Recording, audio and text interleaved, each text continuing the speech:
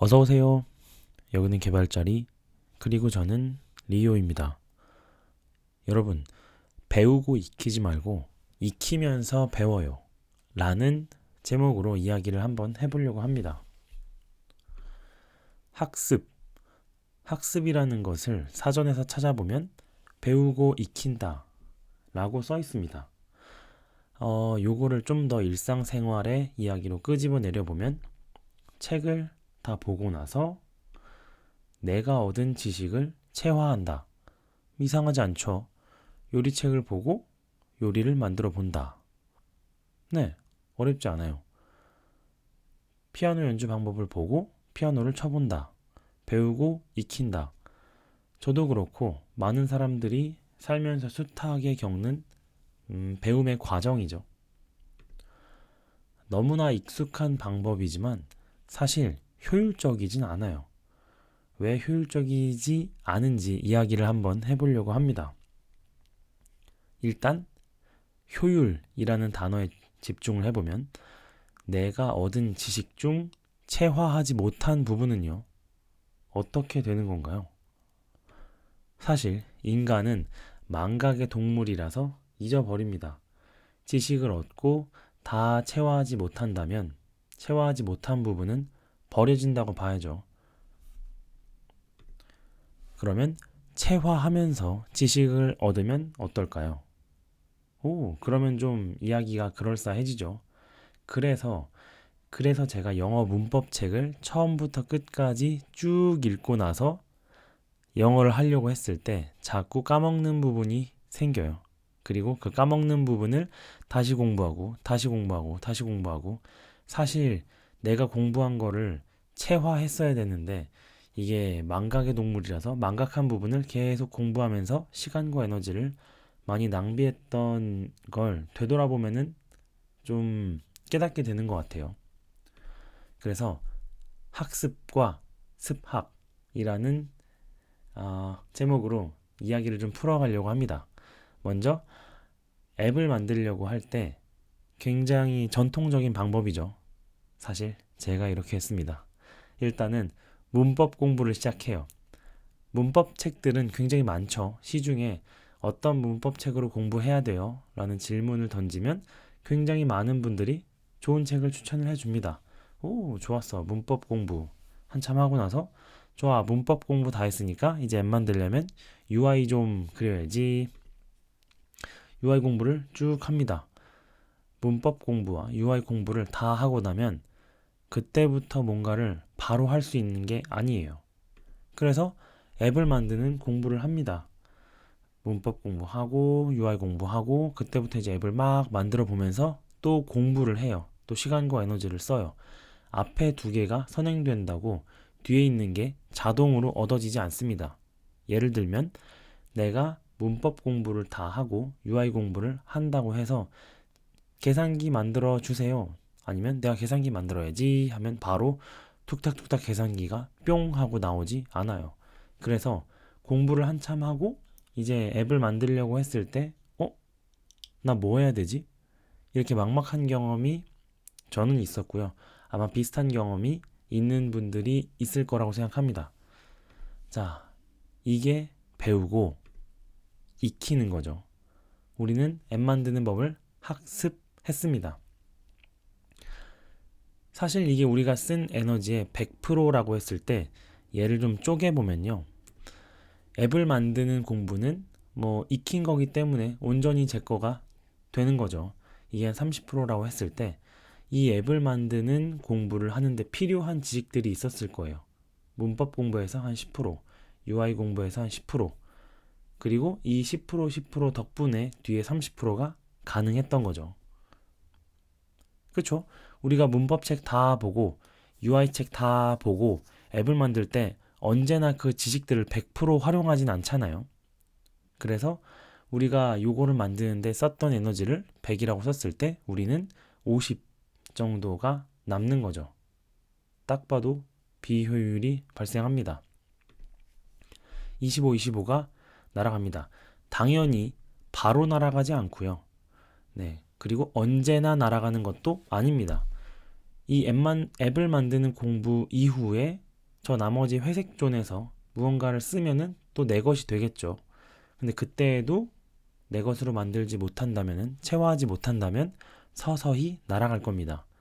날아간다는 건 내가 인지하지 못하는 영역이고요. 그래서 내가 뭘 잃어버리고 있는지, 내가 뭘 잊어먹고 있는지 알고 계신 분이라면 이 방법을 써도 괜찮을 것 같아요. 내가 공부했던 것 중에 이런 게 내일 정도면 까먹어지겠구만. 와, 그 정도 인지력이면은 이렇게 가도 괜찮을 것 같아요. 근데 사실은 나중에 깨닫게 되죠. 이거 했었는데 까먹었다. 했었는데 까먹었다. 뭘 잊어버렸는지를 알 수가 없습니다. 예측을 할 수가 없어요. 자, 그래서 이제 제가 이야기하는 방법. 그리고 저 말고도 다른 사람들도 많이 얘기합니다. 저만 하는 건 아니에요. 한번 만들면서 공부해봐요. 그게 진짜 빠르고 좋아요. 좋습니다. 자, 이 위에 배우고 익힌다는 무시를 해주시고 한번 우리가 실제 겪을, 그리고 제가 겪은 이야기를 해보자면, 좋아요. 만들면서 공부해보자. 나 뭐 만들지? 그러면 굉장히 높은 확률로 이런 대답을 들을 수 있습니다. 저도 들었고요. 심지어 저도 많이 했어요. 아무거나 너가 만들고 싶은 거 한번 만들어봐. 아니, 공부를 이제 시작했는데 만들고 싶은 게 어디 있습니까? 없죠. 아무것도 몰라서 뭘 만들지도 모르겠다. 일단 공부하자. 이러면 이제 예로 돌아가는 겁니다. 일단 공부하자 하고 책 피면 순서는 바뀔 수 있겠죠. UI 공부 먼저 하자. 문법 공부하자. 그 다음에 앱을 만들러 갑니다. 근데 우리는 이 고리를 끊기 위해서 앱을 만들면서 시작을 한 거기 때문에 아무것도 몰라서 뭘 만들지 모르겠다. 공부하자라는 곳에서부터 시작을 다시 해보면 뭘 만들지?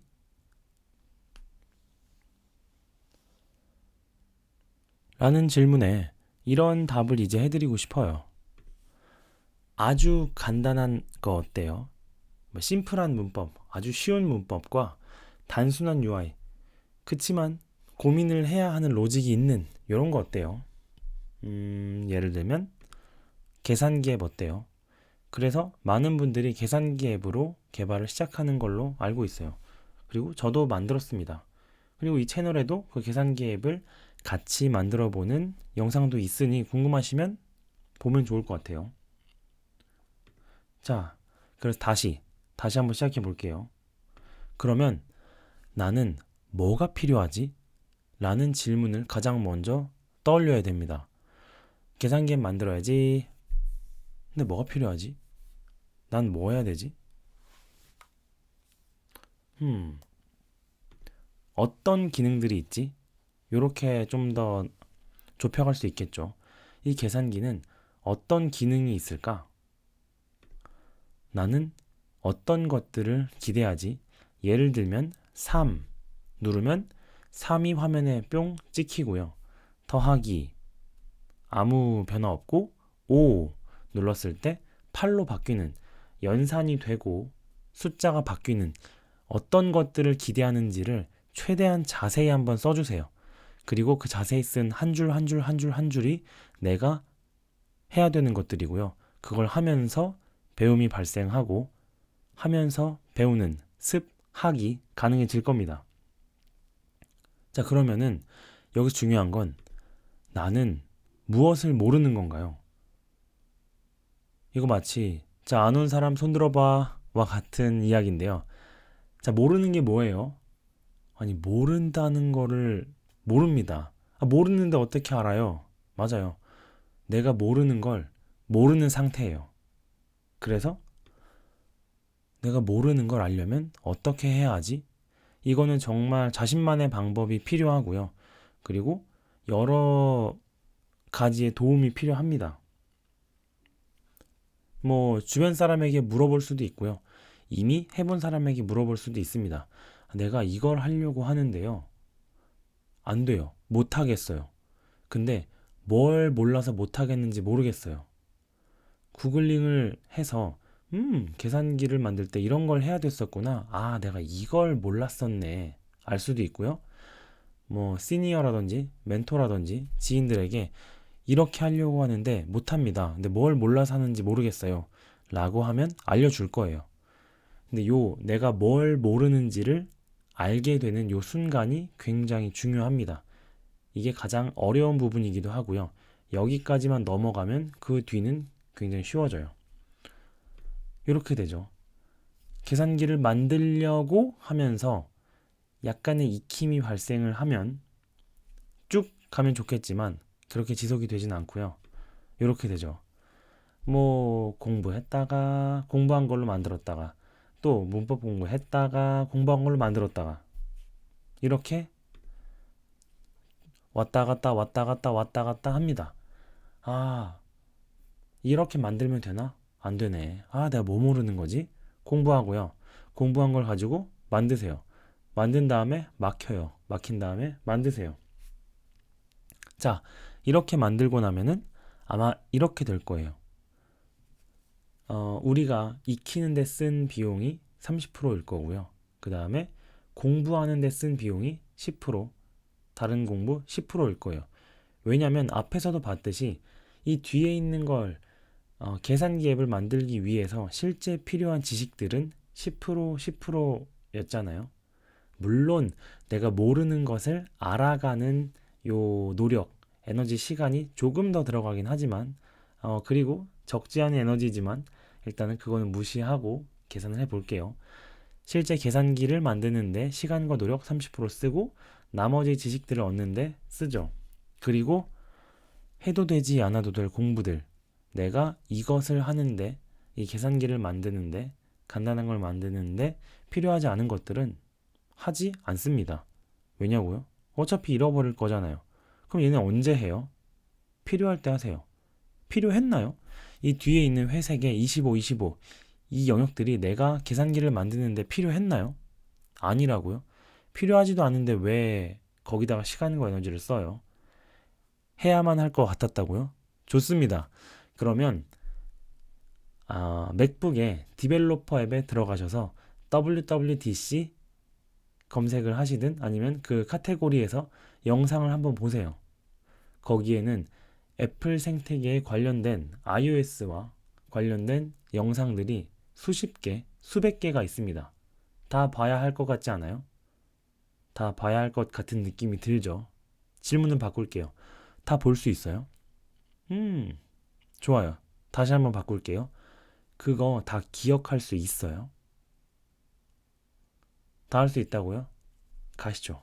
그럼 가도 됩니다.